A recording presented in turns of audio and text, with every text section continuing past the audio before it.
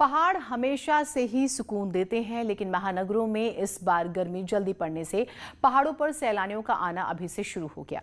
नैनीताल में भी पर्यटकों से गुलजार होने लगा है। अब नैनीताल भी देखिए रिपोर्ट।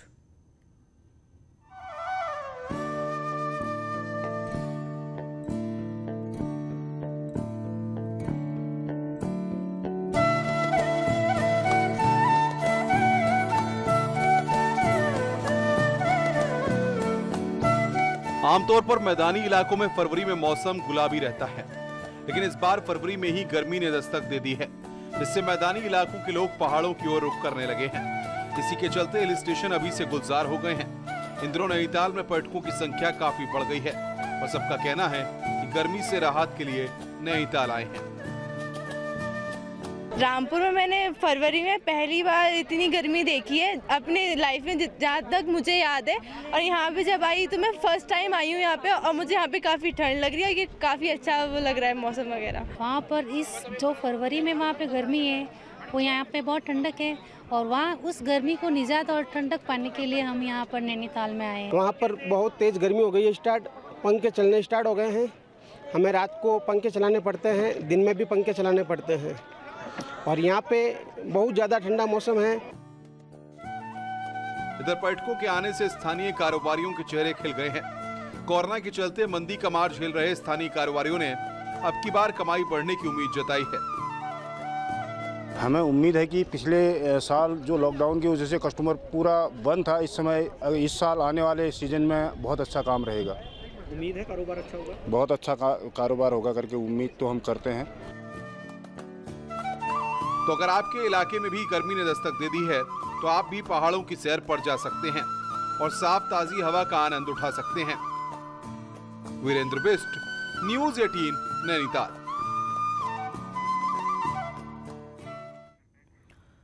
कोरोना की वजह से कैलाश मानसरोवर की यात्रा पर फिलहाल जो है ये नहीं शुरू हो रही, रोक लग गई है। ऐसे में कुमाऊं मंडल विकास निगम आदि कैलाश की यात्रा को विकसित करने की योजना बना रहे हैं। देखिए,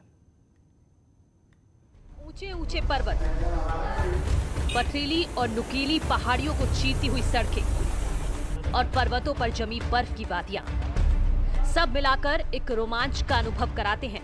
इन रास्तों के बीच से गुजरती है कैलाश मानसरोवर की यात्रा। इसे दुनिया की सबसे बड़ी धार्मिक यात्रा माना जाता है, जो कि 1981 से लगातार जारी है, लेकिन कोरोना ने इस पर भी ब्रेक लगा दिया था।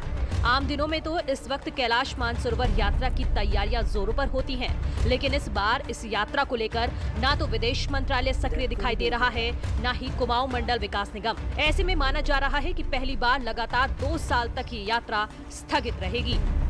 देखिए, जिस तरह से कोविड की मार पिछले साल पड़ी थी, अभी तक कोविड समाप्त नहीं हुआ है।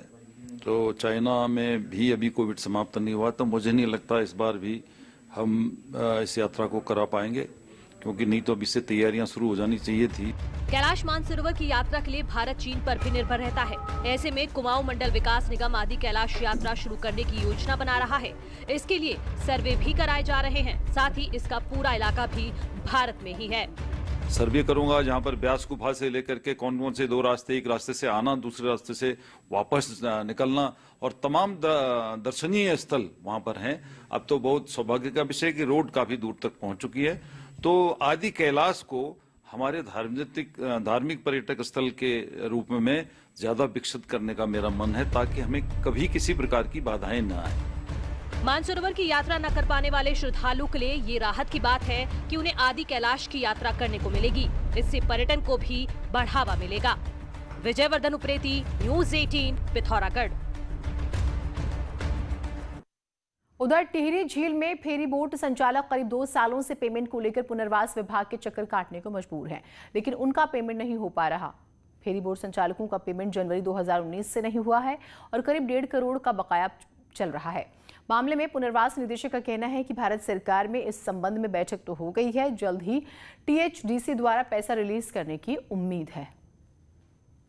मिनट्स मेरे ख्याल से कल ही आए हैं गवर्नमेंट ऑफ इंडिया से, हमारे पास भी सिर्फ व्हाट्सएप पे ही रिसीव हुए हैं, जिसमें कि सहमति बन गई है। तो फिर टीएचडीसी मेरे ख्याल से इसके बाद उनको रिलीज कर देना चाहिए। इन्हीं मिनट्स का वेट हो रहा है। मन में कुछ करने का इरादा हो तो कोई भी काम मुश्किल नहीं होता, और इसकी मिसाल है पानीपत की रहने वाली शाइना। रुड़की में ये ई रिक्शा चलाती हैं, परिवार का पेट पालती हैं। 2 बेटियां और 1 बेटा है। पति नहीं रहे हैं, ऐसे में रोजी रोटी का संकट था। शाइना ने रिक्शा चलाना शुरू किया और एक मिसाल है अभी। चला रही 8-9 साल हो गए। पानीपत में चलाती थी, यहाँ पे करीब हो गए 2-3 महीने चलाते दिक्कत होने के बाद। वहाँ पे पड़ता नहीं आया, बच्चे पालने मुश्किल हो गए। बस 2 गुड़िया हैं, 1 लड़का है बस। पति एक्सपायर हो रहे जी। मैंने परिवार तो पालना पड़ेगा।